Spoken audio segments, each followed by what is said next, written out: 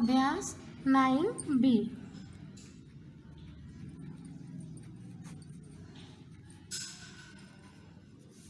अभ्यास 9B का पहला क्वेश्चन है कि पार्श्व चित्र में तिर्यक रेखाओं की पहचान कर अपनी अभ्यास पुस्तिका पर लिखें।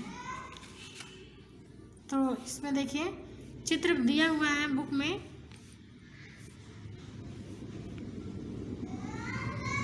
ऐसे आपकी बुक में चित्र बना हुआ है।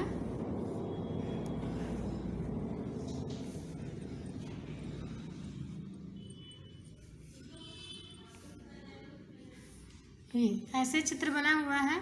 तो देखिए सबसे पहले हम यहाँ पर लिखते हैं तिर्यक रेखा। तिर्यक रेखा की परिभाषा क्या होती है, तो देखिए यहाँ पर लिखते हैं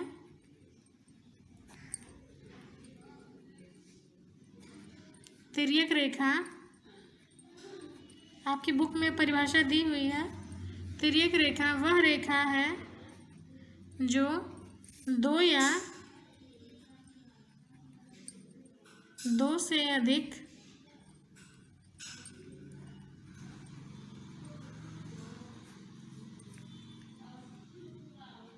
रेखाओं को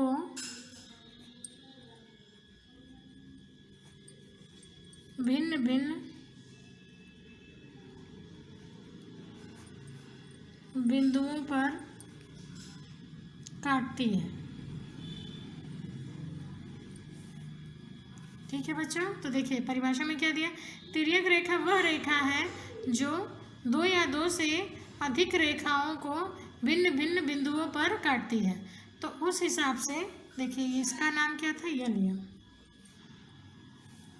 यल भी दो रेखाओं को काट रही है, अलग अलग बिंदु पर काट रही है। यम भी दो रेखाओं को काट रही है, अलग अलग बिंदु पर काट रही है।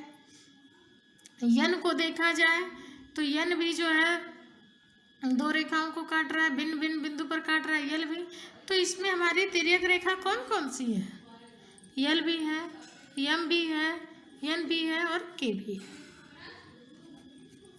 चारों हमारी तिर्यक रेखाएं हो सकती हैं। आया बच्चों समझ में? परिभाषा आप लोग जरूर याद करिएगा, नहीं तो आपको सवाल नहीं समझ में आएगा। अब देखिए दूसरा है, उसी में दूसरा क्वेश्चन है, पार्श्व चित्र में बताए गए कि रेखा AB और रेखा CD के अंतः क्षेत्र और बाह्य क्षेत्र में क्रमशः कौन कौन से बिंदु हैं। देखिए चित्र बना रहे हैं हम।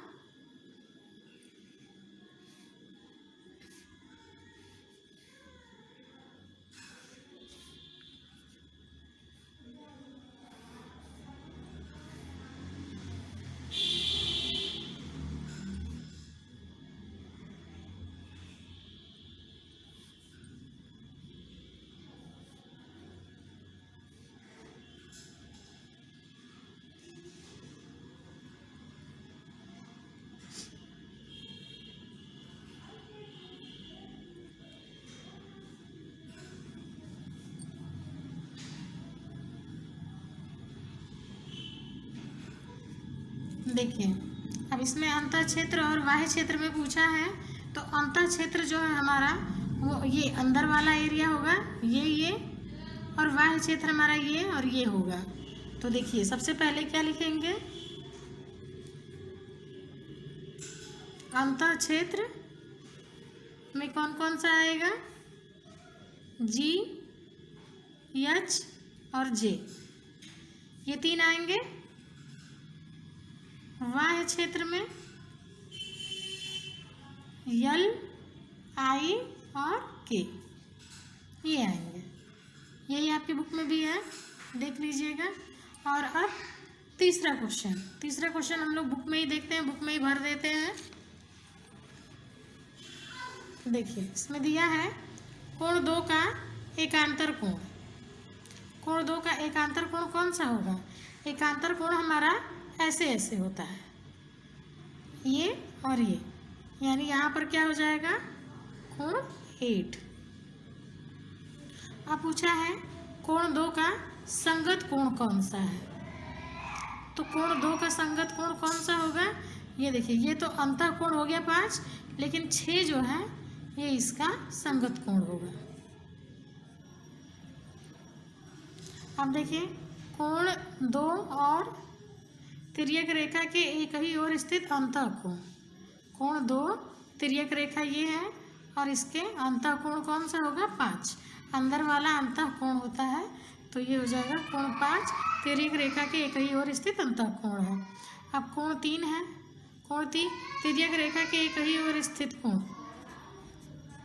कोण 3 का हो जाएगा कोण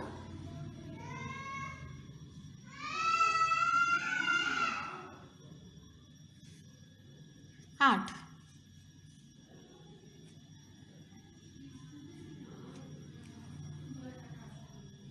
अब इसमें समझ में नहीं आ रहा है कि वाह पूछा है, क्या पूछा है।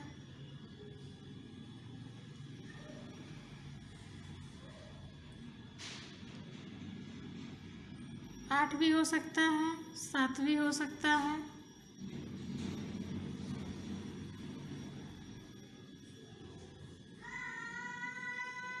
सात लिखेंगे तो वाह कोण हो जाएगा, 7 लिखते हैं।